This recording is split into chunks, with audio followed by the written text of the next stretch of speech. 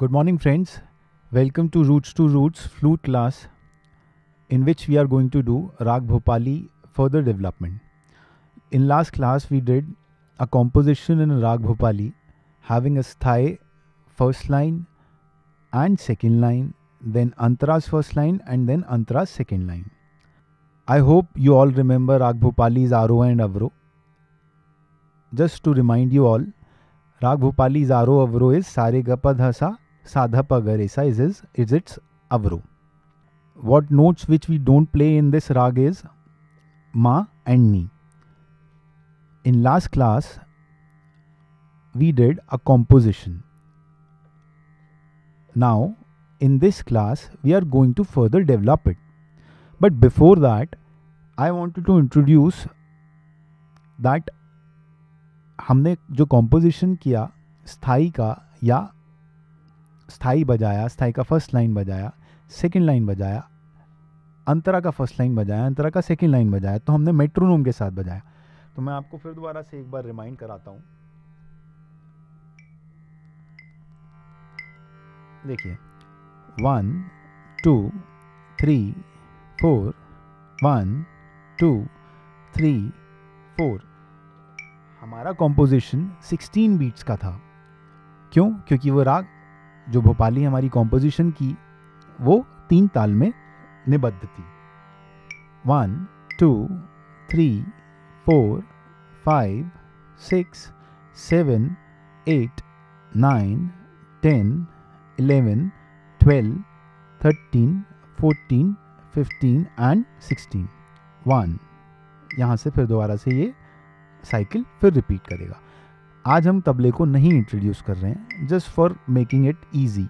जैसे हमने last class भी स्थाई पूरा हमने कॉम्पोजिशन बिना तबले के ही बजा दिया था, आज भी हम उसकी डेवलपमेंट बिना तबले के ही करना चाहेंगे. क्योंकि क्या होता है, जब हम तबले को इंट्रोड्यूस करते हैं तो हम ये भूल जाते हैं हम 9th बीट से चालू करें या फर्स्ट बीट से चालू करें.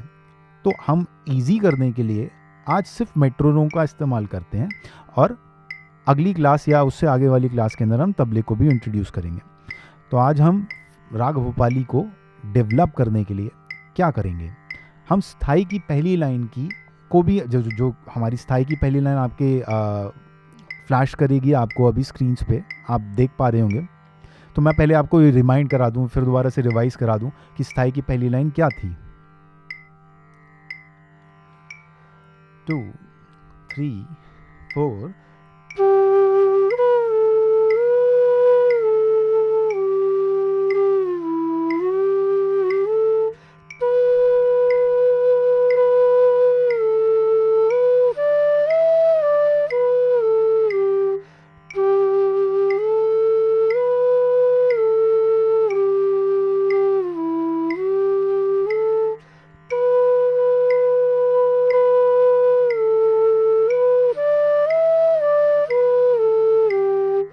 मतलब ये हमने कॉम्पोजिशन की पहली लाइन बजाई. अब जो फर्दर डेवलपमेंट हमारे को करना है तो हम कैसे करेंगे. जैसे अगर हम if we are going to meet someone, how we are going to introduce ourselves. First we are going to say that this is our name. आप जब नाम बोलेंगे अपना, तब जो सामने व्यक्ति है वो भी अपना नाम बोलेंगे. आप अपने बारे में जब आपने उनका नाम सुना तो आप पूछेंगे उनसे कि आप क्या करते हैं, फिर वो अपने बारे में बताएंगे, फिर वो आपसे पूछ सकते हैं कि आप क्या करते हैं. इस तरीके से आपकी कन्वर्सेशन धीरे धीरे धीरे धीरे धीरे बढ़ती जाएगी और आप उनके बारे में बेहतर जान पाएंगे और वो आपके बारे में बेहतर जान पाएंगे. इसी तरीके से हम जब भी राग बजाते हैं या सीखते हैं तो हमको डेवलप करने के लिए क्या करना होगा. मगर उससे पहले एक फ़न एक्टिविटी करने के लिए हम जैसे बचपन के अंदर फर्स्ट स्टैंडर्ड में, फोर्थ स्टैंडर्ड में, सेकंड स्टैंडर्ड में फिल इन द ब्लैंक्स करते थे. तो हम आपको एक स्लाइड दिखाते हैं. तो देखिए आपको दिख रहा है ये क्या चीज़ है. अब पहले अगर मैं बोलूँ आपको क्या दिख रहा है, तो आपको दिखेगा एक टैक्सी है. फिर मैंने आपको बोल दिया C-B, अब इसको भरो.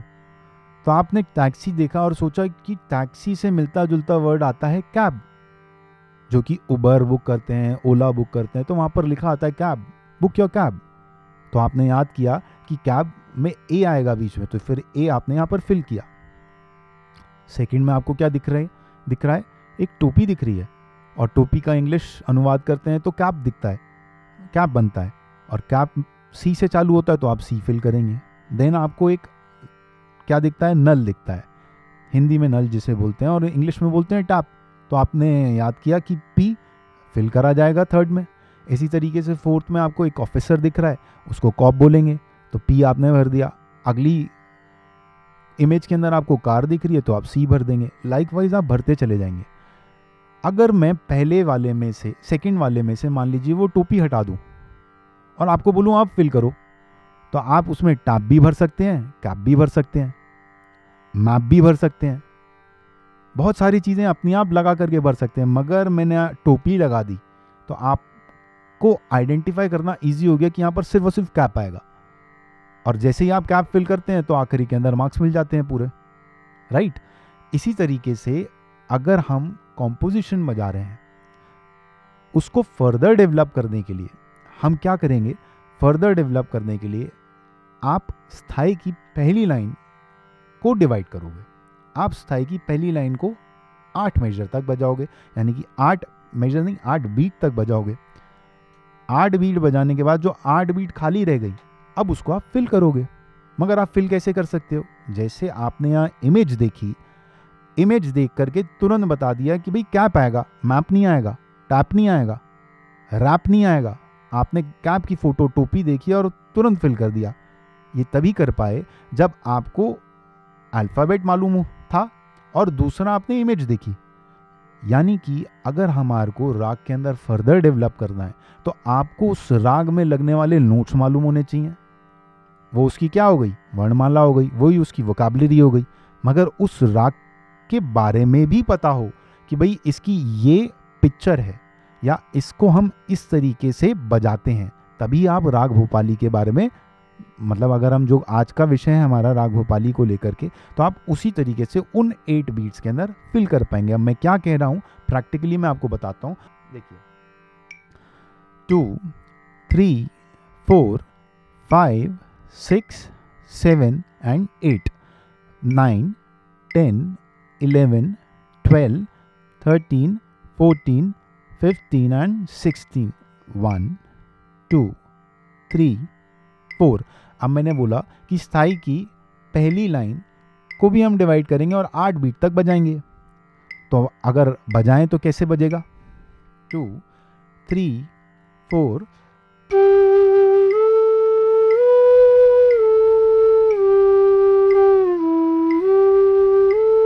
Cut, 5, 6, 7 and 8। 1, 2, 3, 4, 5, 6, 7, 8।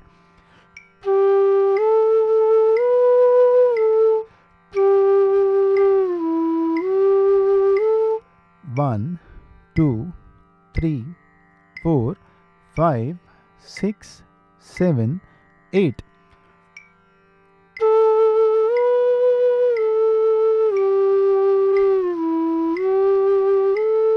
One, 2, 3, 4, 5, 6, 7 and 8। अब इस 8 बीट को हमारे को भरना है। अब हमको मालूम है राग भोपाली के अंदर स्वर क्या है? सारे गा पा धा सा। अच्छा, आप पहली बार जाएंगे तो आप ये बता देंगे मिलने के लिए, जगह अगर आप किसी इंसान से मिलने जाते हैं तो आप उनको पहले ही बता देंगे कि मैं इस तरीके का इंसान हूँ या आप इस तरीके के इंसान हैं। आप उसको पहले इंट्रोड्यूस करेंगे, अपने आप के बारे में बताएंगे कि this is my name, this is what I do, here I live, यहाँ पर मैं जाता हूँ, ये मेरा ऑफिस है, ये मैं करता हूँ। बहुत सारी चीज़ें आप धीरे धीरे अनफोल्ड करेंगे। इसी तरीके से राग भोपाली के अंदर सारे गा पा धा सा है, तो मैं सारे नोट्स एक साथ बजा दूँ? नहीं, मैं पहले सा को दिखाऊंगा, धीरे धीरे मैं नोट्स को अनफोल्ड करता जाऊंगा। इसी को देखते हुए हमने आपके लिए एक आउटलाइन बनाया जिससे कि आपको समझ में आया हम किस तरीके से डेवलप करते हैं। तो हमने पहले 2 नोट को इंट्रोड्यूस किया, फिर हम तीसरे नोट को इंट्रोड्यूस कर देंगे। लाइकवाइज हम डेवलप करते जाएंगे। देखिए मैंने आपको लिख करके दिया, जब आप देख पा रहे हैं सेकेंड लाइन आप देख पा रहे होंगे अपनी स्क्रीन पर। 2, 3, 4।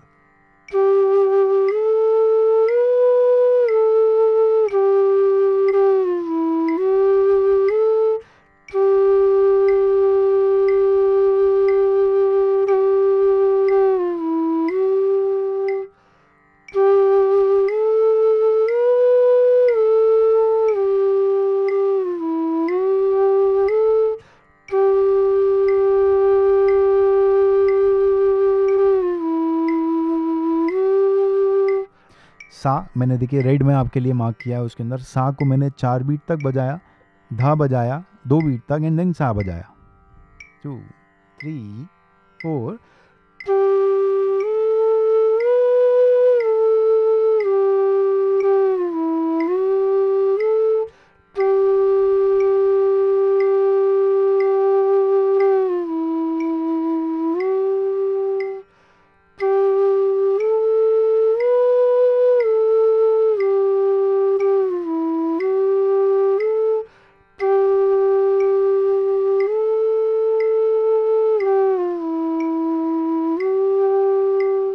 सा रे गा रे सा ध सा रे सा 2 3 4 धा 2 सा 2 सा रे गा रे सा ध सा रे सा 2 रे 2 धा 2 सा 2।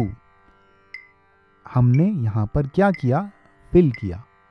किन नोट से फिल किया, राग भोपाली के नोट से फिल किया। किस किस को इंट्रोड्यूस किया, पहली लाइन में सा को इंट्रोड्यूस किया, सेकेंड लाइन में सा को इंट्रोड्यूस किया, रे को इंट्रोड्यूस किया, सा पे ही ख़त्म किया। इसी तरीके से धीरे से हम गा पे जाएंगे। थर्ड लाइन में मैंने आगे गा बजाया, देखिए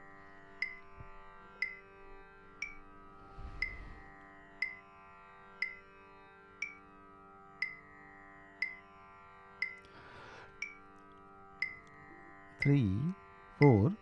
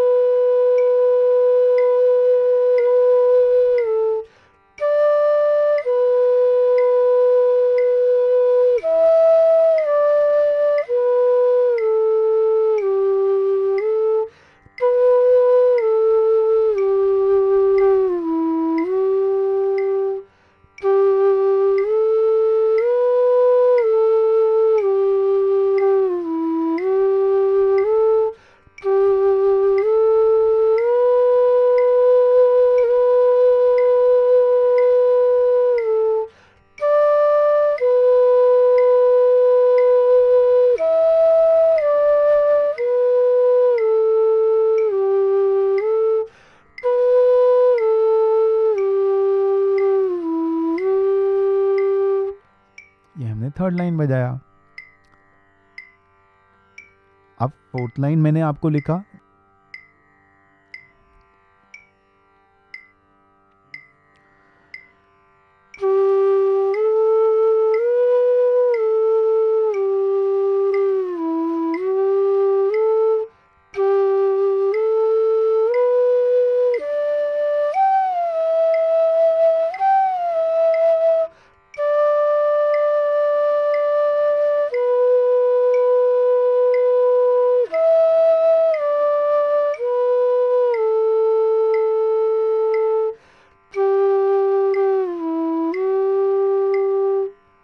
ये हमारी आगे की लाइन हो गई। इसी तरीके से अच्छा, एक क्वेश्चन आपको आ सकता है कि सर आप इस तरीके से बीट्स को कैसे याद कर रहे हैं।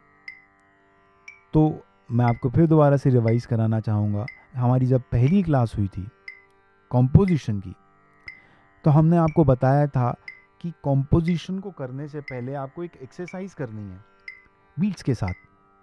वो कौन सी एक्सरसाइज है? वो एक्सरसाइज है आप सा को 4 बार बजाएं, 4 बीट तक बजाएं, रे को 4 बीट तक बजाएं, गा को 4 बीट तक बजाएं। तो जब आप ये एक्सरसाइज करेंगे तो आप याद करेंगे कि मैं बीट के अंदर 4 बार ही बजाऊं सा को। सा 2 3 4, रे 2 3 4, गा 2 3 4 एंड लाइकवाइज 4 बार बजा लिया। फिर 3 बार बजाएं, सा को 3 बार बजाएं, ऐसे ही हर एक नोट को 3 बार बजाएं 3 बीट तक। 1 2 3 4, सा 2 3, रे 2 3, गा 2 3, पा 2 3, 2 बार बजाएं, 2 बीट तक बजाएं। सा 2, रे 2 2 2।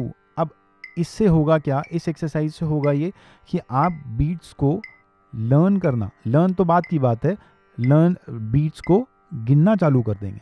जब आप बीट्स को गिनना चालू कर देंगे तो यानी कि फिल इन द ब्लैंक्स भरना तो आसान होगा।